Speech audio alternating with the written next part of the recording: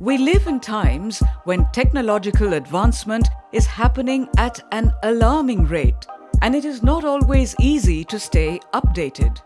Younger users, children primarily, are more informed and connected. They are usually aware about how to use newer gadgets and features, along with ways to exploit them. They are the first ones to try out new platforms and connect to different people across the globe. But in the midst of all this, what is lost is some awareness and education about their rights, duties, and responsibilities.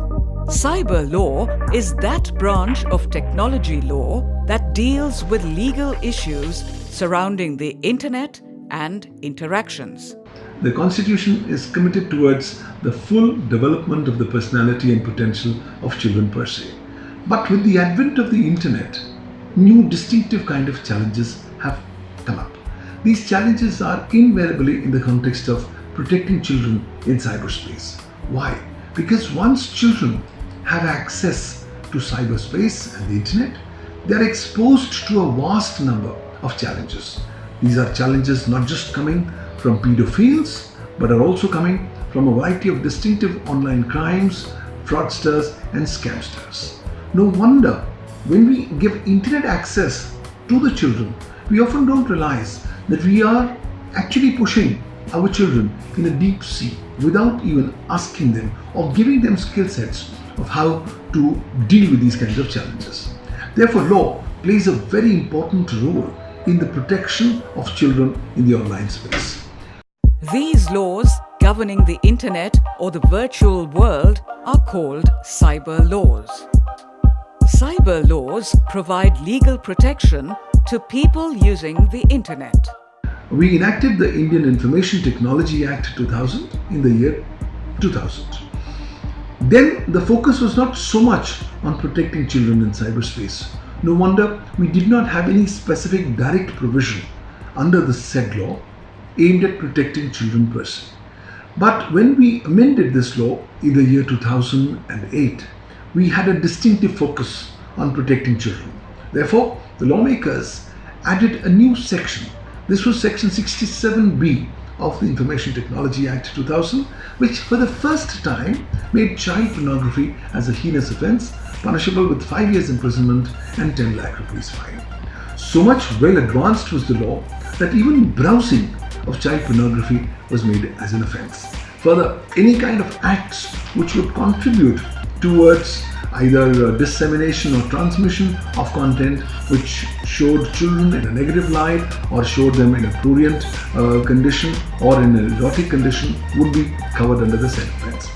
Apart from the IT Act 2000, the Protection of Children Against Sexual Offences, POSCO Act 2012, provides protection for boys and girls below age 18. By virtue of Section 11 of the POSCO Act, grooming, cyber stalking, etc., data mining for the purpose of using the child for pornographic purposes, etc., these can be addressed.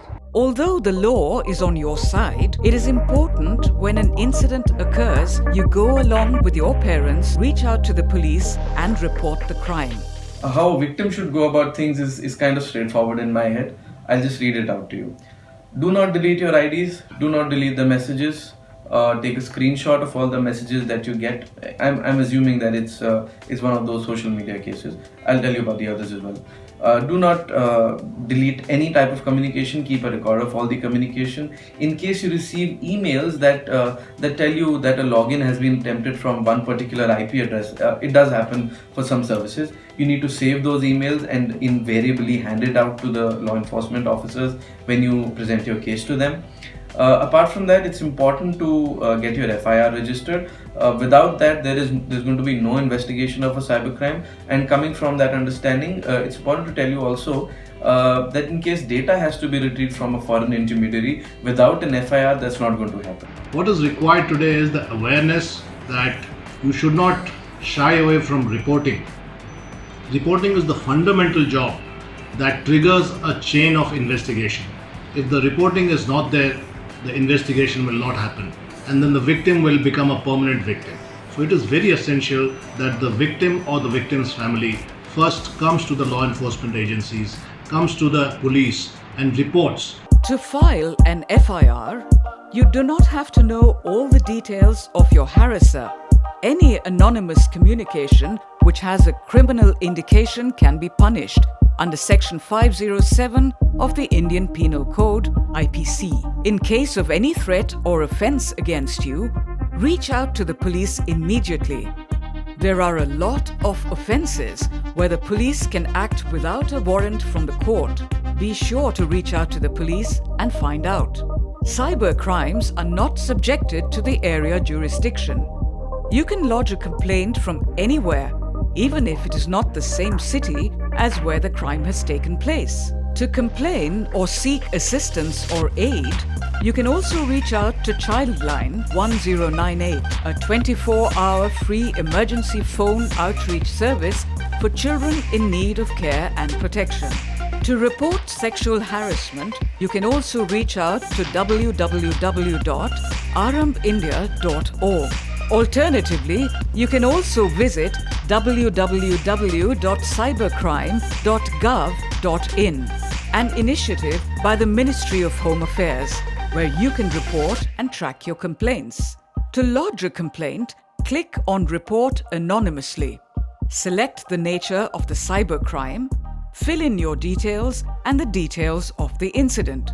You can also upload files for evidence. The National Commission for the Protection of Child Rights, NCPCR, has an initiative called POSCO e-Box, where children can easily lodge complaints.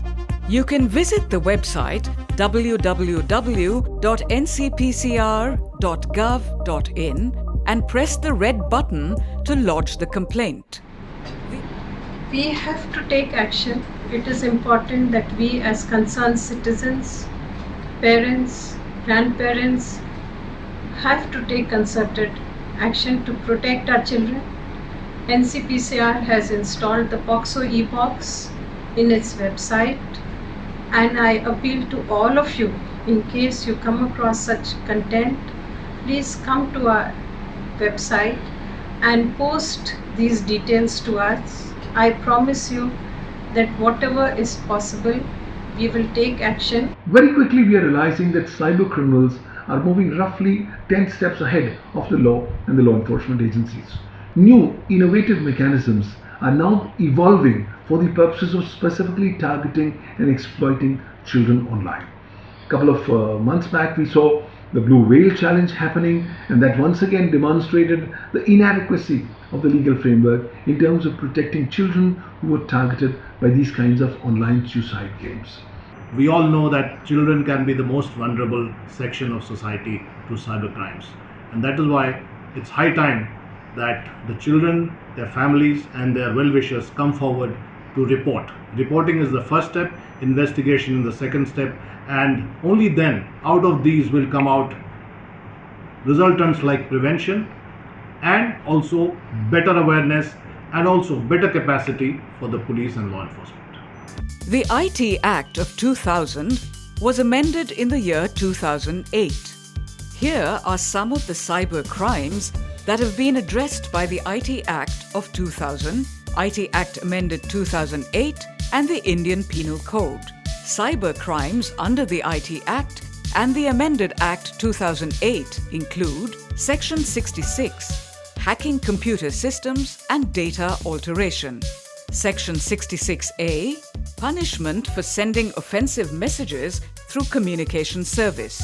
Section 66C, punishment for identity theft. Section 67, publishing obscene information. Section 67B, punishment for publishing or transmitting of material depicting children in sexually explicit acts, etc., in electronic form. Section 70, unauthorized access of protected systems. Section 72, breach of confidentiality and privacy. There are special laws and cyber crimes under the Indian Penal Code that include sending defamatory messages by email, Indian Penal Code IPC Section 499, sending threatening messages by email, Indian Penal Code IPC Section 503. India as a nation, if it has to move forward, has to do substantially more in terms of protecting children online. These have to be done in a variety of strategies. Number one, the law needs to be strengthened. The Indian Cyber Law, the Information Technology Act 2000, is not at all adequate currently in the direction of completely protecting children online. Specific, more deterrent provisions of law need to be incorporated. Number two, the law needs to be effectively implemented. Merely having the law as a paper tiger would not help. You would really require efficient, efficacious implementation of the law. Number three, we need to create far more awareness amongst children about their rights and about the potential dangers and challenges that exist online. And for that, cyber law education needs to be an integral component of school curriculum from the first standard onwards.